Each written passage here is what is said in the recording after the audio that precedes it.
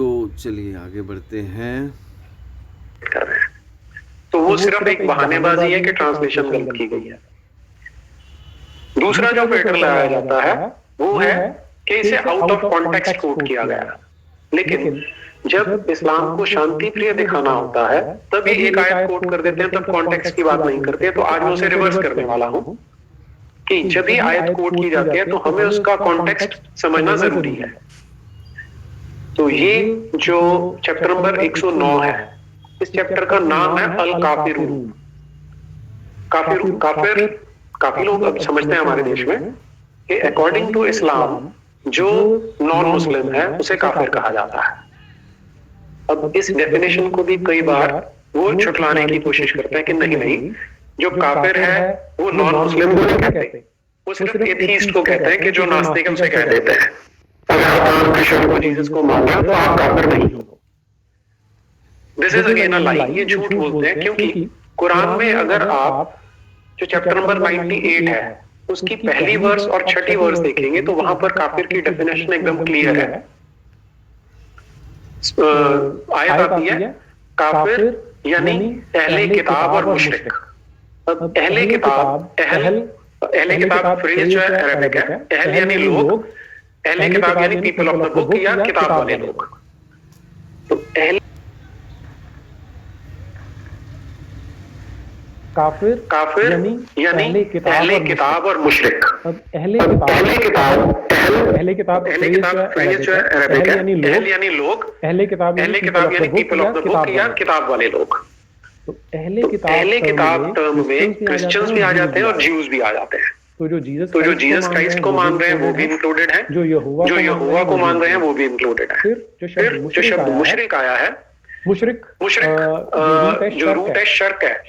Shark से जैसे आप अगर हमारे यहाँ न्यूज सुनेंगे कभी तो प्रधानमंत्री ने फलाने कार्यक्रम में शिरकत की, तो वो शिरक से बनता है शिरकत, मतलब होता है पार्टिसिपेट करना। तो जो अल्लाह के साथ किसी और की शिरकत करा रहा है उसको पार्टिसिपेट करा रहा है वो मुशरिक है। तो जैसे गांधी जी ने भजन बनाया था ईश्वर अल्लाह तेरो नाम।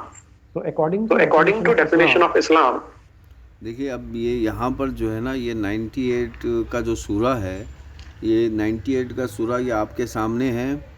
लम यकुनिल लजीना कफरू मिन अहलिल किताबी। ठीक है, अहले किताब में तो मुसलमान भी है, अहले किताब में तो खाली भाई मुसलमानों के पास भी तो किताब है ना, तो अहले किताब में तो मुसलमान भी है। मिन अहलिल किताबी, और फिर यहाँ पर वल मुशरिकीन, और मुशरिक को सेपरेट बयान किया गया है, बल्कि ये नहीं कहा गया है कि कफरू कहते हैं रेबेलियन, यानी कि खुदा के खिलाफ, इंसानियत के खिलाफ रेबेलियन करना और दूसरे इंसान को ज़बरदस्ती कब्ज़ा करना। तो अहले किताब तो मुसलमान भी अहले किताब है, और जैसे कि मुसलमानों के अंदर 3 लोग पाए जाते हैं, मोमिन, मुनाफिक और काफिर। यानी कि मोमिन मतलब वो जो लॉ एंड ऑर्डर को माने, मुनाफिक मतलब लॉ एंड ऑर्डर को अपने हिसाब से इस्तेमाल करे, फ़ायदे में इस्तेमाल करे, और काफिर का मतलब ये है कि वो लॉ एंड ऑर्डर को बिल्कुल नहीं माने।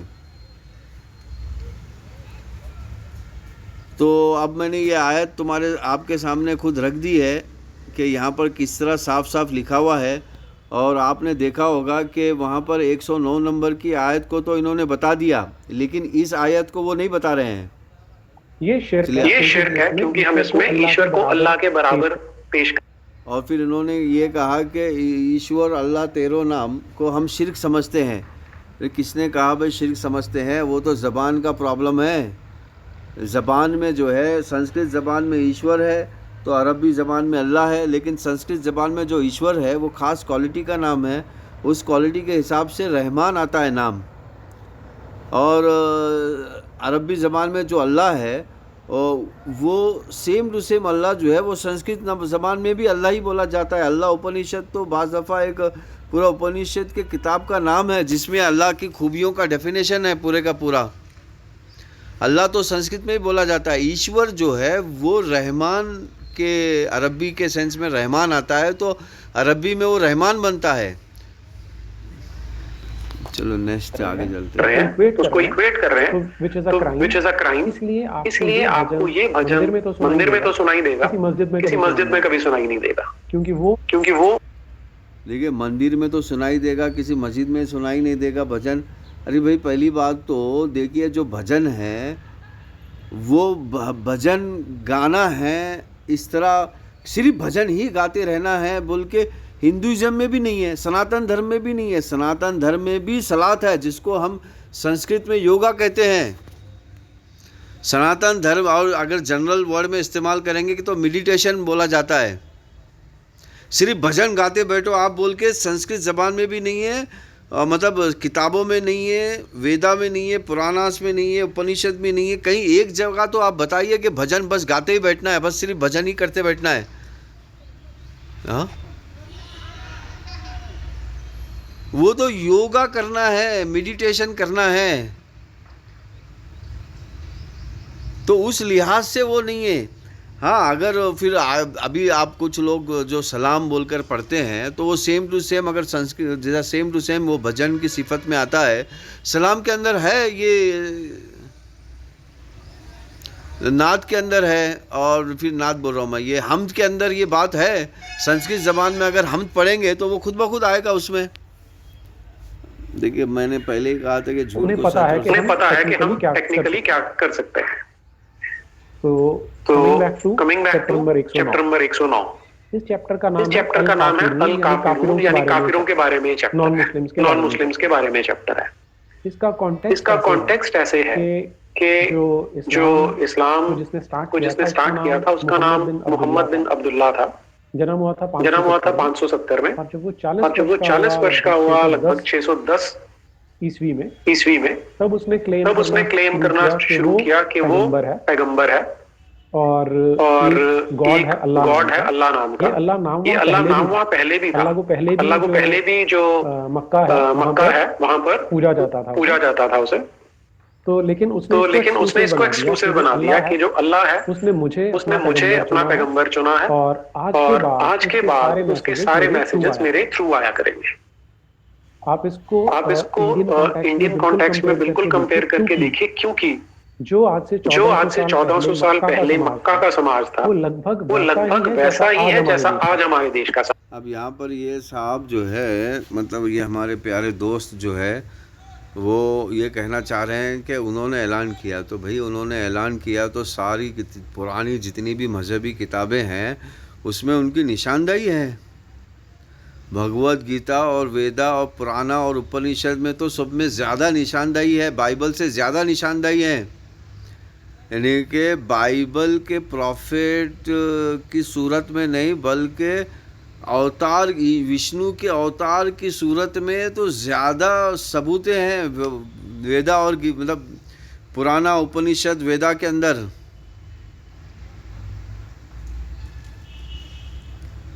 तो ये तो मुझे समझ में, मतलब देखिए यहाँ पर बातों को किस तरह आप घुमा रहे हैं ये नज़र आ रहा है। चलिए आगे बढ़ते हैं। तो आपको बहुत पैरेलल उसमें से देखने को मिलेंगे और सीखने को भी मिलेगा।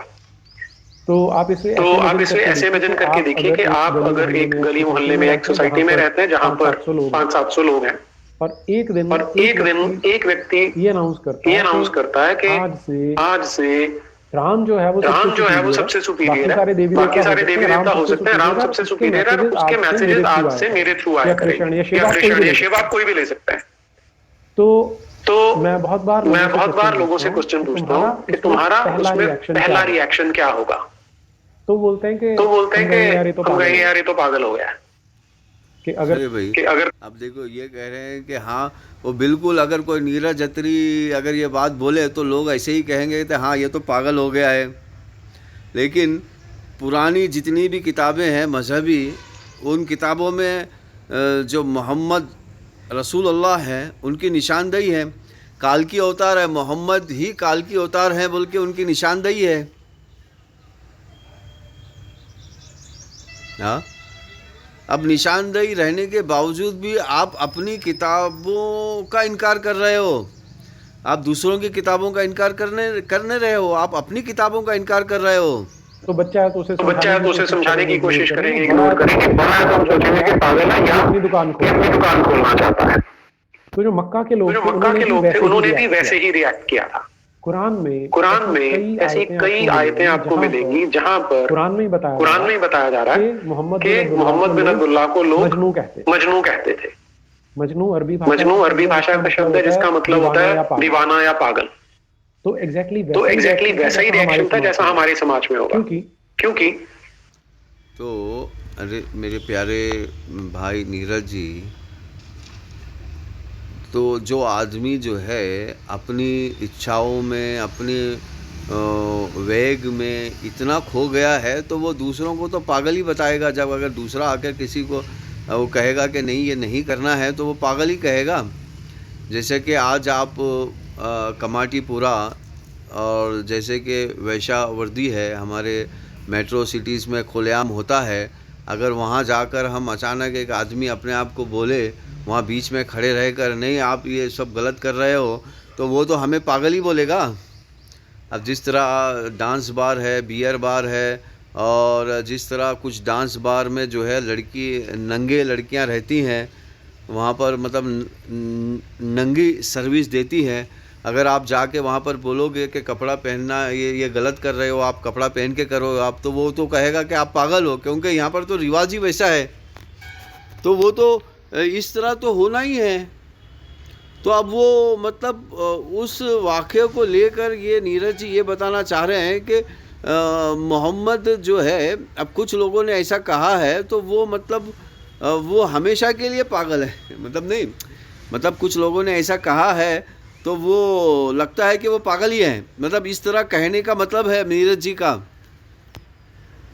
और जबकि मोहम्मद की जो निशानी है, पेशन गोई है या फिर फ्यूचरिस्टिक है, वो सारी मजहबी किताबों में है, वेदा, गीता, उपनिषद, पुराणास में सब में है। कोई एक गॉड है जिसने सिर्फ ये संसार नहीं बनाया जो हमें दिख रहा है, उसने इतना बड़ा यूनिवर्स, इतना बड़ा ब्रह्मांड बना दिया है जिसमें करोड़ों अरबों खरबों तारे हैं। और उसको अपने मैसेज देने के लिए किसी इंडिविजुअल को, किसी ह्यूमन को चुनना पड़ रहा है कि वो मैसेज भी थ्रू प्रॉक्सी देने वाला है। तो अच्छा, अब यहाँ पर ये कह रहे हैं कि मैसेज के लिए चुनना पड़ा एक इंसान को, तो अरे भैया राम को भी तो चुना, राम भी तो इंसान ही थे। अच्छा, फिर कृष्णा को तो भी चुना, कृष्णा भी तो इंसान ही थे। अच्छा, यहाँ पर मैं कृष्णा में बताता चलूँ कि इन्होंने किस तरह कृष्णा के अंदर कंफ्यूज कर दिया है। दो कृष्णा है, एक नाम से दो शख्सियत है और दोनों अलग अलग है। एक अवतार है और एक देवता है। जो महाभारत का जो कृष्णा है जो अर्जुन के साथ, वो देवता है, और जो कंस के साथ जो कृष्णा है वो अवतार है। तो वो भी तो इंसान ही थे। प्रहलाद जो है वो भी तो एक इंसान का बच्चा था जो सारे वर्ल्ड पावर को उसने ख़त्म किया। अब कृष्णा भी तो एक इंसान ही थे जिन्होंने कंस के वर्ल्ड पावर को ख़त्म किया। राम भी तो एक इंसान ही थे जिन्होंने रावण के वर्ल्ड पावर को ख़त्म किया। मेरे भाई, अब हमारे समाज में ये बड़ी एक हास्यास्पद सी बात हो सकती है कि ऐसा क्यों होगा, और बिल्कुल लॉजिकल नहीं लगेगी। यही रिएक्शन मक्का वालों का था।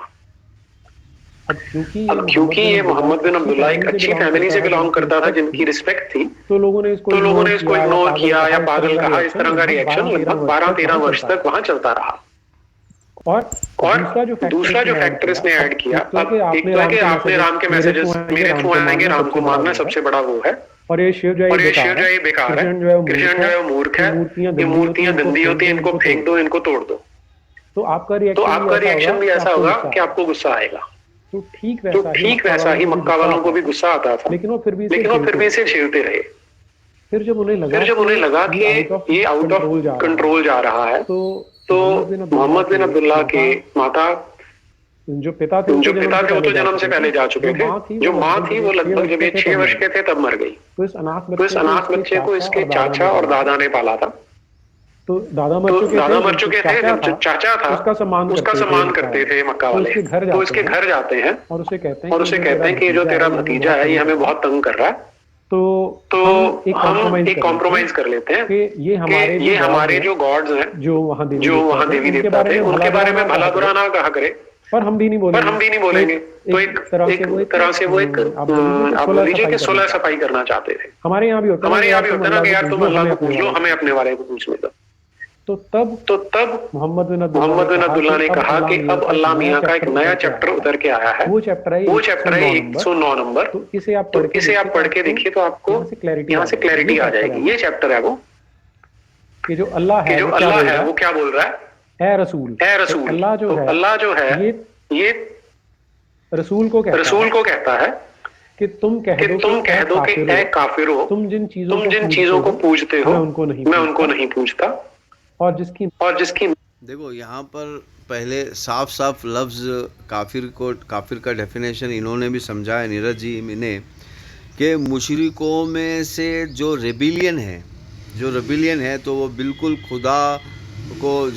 खुदा के कानून को नहीं मानते हैं और वो कुछ ना कुछ डिस्ट्रक्शन एक्टिविटी में चलते हैं, इंसान के डिस्ट्रक्टिव एक्टिविटी में चलते हैं।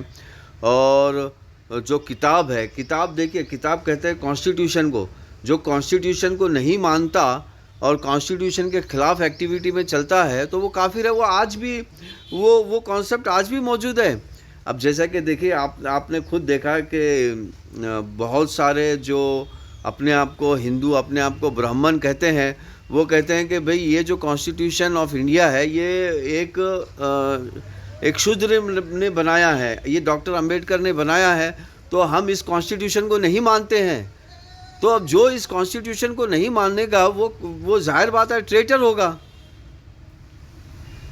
तो ये वही कॉन्सेप्ट है कि ईश्वर ने एक किताब दिया, एक कॉन्स्टिट्यूशन दिया, उसको मानना है, और जो उसको नहीं मानेगा वो ट्रेटर है। ये कॉन्सेप्ट तो जनरल है, ये कॉन्सेप्ट तो आज भी हम फॉलो करते हैं, ये कॉन्सेप्ट, और आप भी फॉलो करते हो, हम भी फॉलो करते हैं। आप तो एलानिया कहते हो कि हम डॉक्टर अंबेडकर के कॉन्स्टिट्यूशन को नहीं मानते हैं। तो जब आप बोलते हो कि डॉक्टर अंबेडकर के कॉन्स्टिट्यूशन को आप नहीं मानते हो तो आपका ये काम बनता है कि आप इंडिया से बाहर जाके रहें, लेकिन आप फिर भी इंडिया में रहते हो। अब आप देखिए, अब इसको रिबिलियन एक्टिविटी तो आप खुद कर रहे हो, कफरा, आप खुद कफरा में शामिल हो, तो ये वही है कफरा।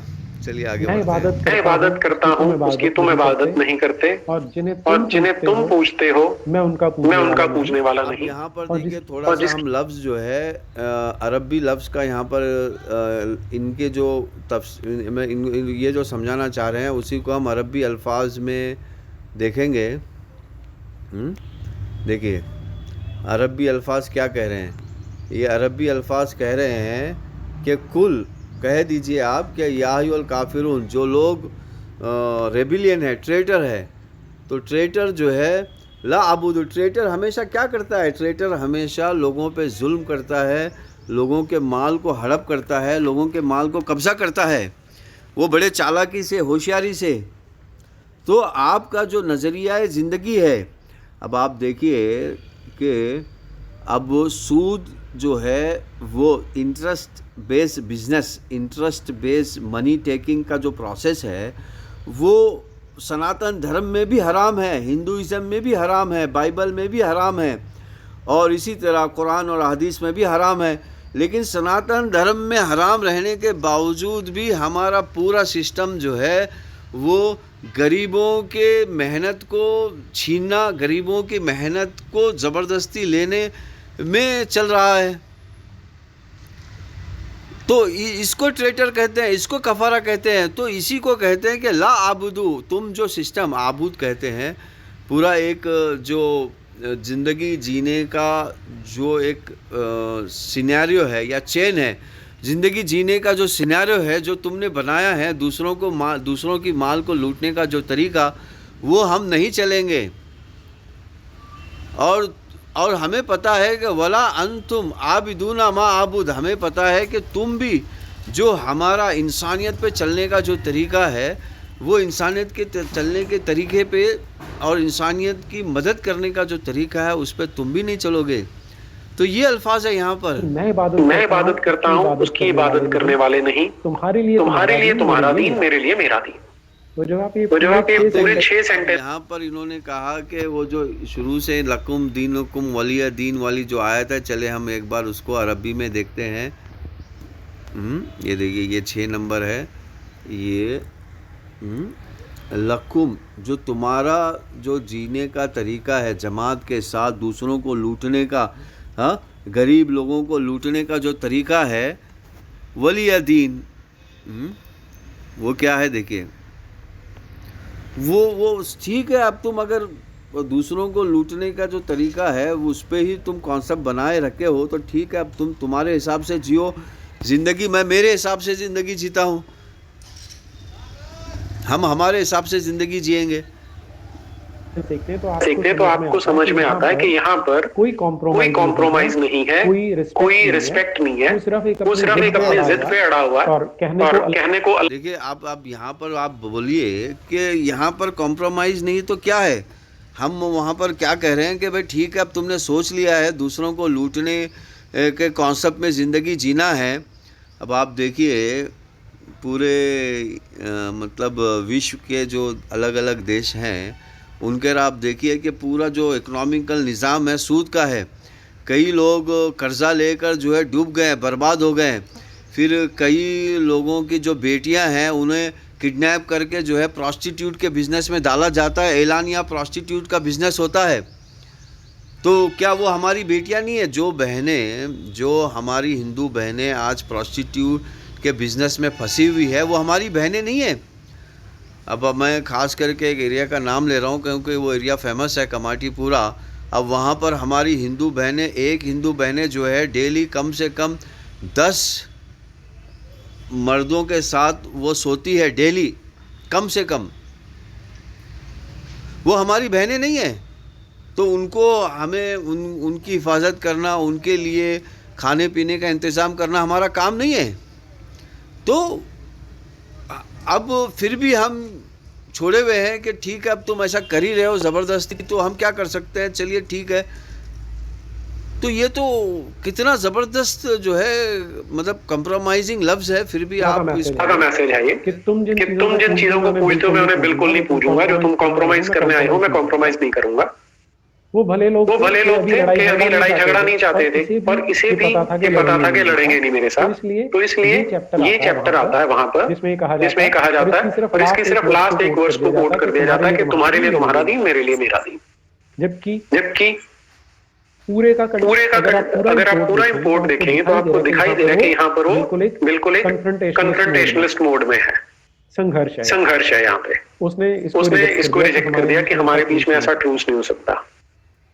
मैक्सिमम लोग हमारे देश के एक और फैक्टर जो नहीं जानते वो क्या है कि जो पहले 12-13 वर्ष हैं, देखो फिर इन्होंने यहाँ पर लफ्ज़ हमारा देश कहा और हमारा देश बोलकर जो है फिर इन्होंने सनातन धर्म और हिंदू धर्म का फिर मर्डर कर दिया। मोहम्मद बिन अब्दुल्ला ट्राई करता रहा कि लोगों को मैं अपने पीछे लगा लूं, लेकिन लोग लग नहीं रहे थे। और इन 13 वर्ष में लगभग 50-60 उसके फॉलोअर बनते हैं और उनमें से भी मैक्सिमम उसके अपने घर वाले हैं, उसके यार दोस्त हैं, उसके घर के नौकर हैं, उसके यारों दोस्तों के नौकर हैं। तो इस तरह के लोग कन्वर्ट होते हैं। तो इस समय इसकी कोई पावर ज्यादा नहीं थी। इसलिए इस तरह की आयतें जो आपको देखने को मिलती हैं, इन्हें कहा जाता है मक्किया आयतें, कि जो मक्का में रहते हुए आयतें नाजिल हुई थी उन्हें मक्किया कहा जाता है।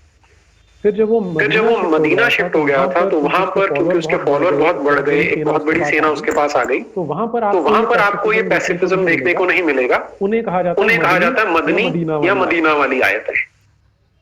तो यहाँ पर मैंने जो अपनी ओर से ट्राई किया है कि जो चैप्टर नंबर 109 है उसकी आयत नंबर 6 आपको पूरे कॉन्टेक्स्ट में समझ में आ जाए कि क्या है और इसको कैसे मिस कोट करके या पार्शियली कोट करके ये शो किया जाता है कि इस्लाम भी कोएग्जिस्टेंस में विश्वास रखता है कि दूसरे किसी रिलीजन को, दूसरे किसी धर्म को रिस्पेक्ट कर सकता है। अब नेक्स्ट वर्स पे चलता हूँ मैं। जो मैंने कहा तो अभी आपने देखा कि किस तरह जो है वो अपना नीरज अत्री साहब जो है एक अच्छी चीज़ को बुरी चीज़ में तब्दील करने की कोशिश कर रहे थे और बुरी चीज़ को अच्छी चीज़ में बताने की कोशिश कर रहे थे। आपने खुद देखा। तो ये रहा उनके पहले आयत का जवाब हमने साथ साथ में जवाब भी दिया है। तो अभी नेक्स्ट आयत में जाते हैं हम। अभी के लिए जो है सलामत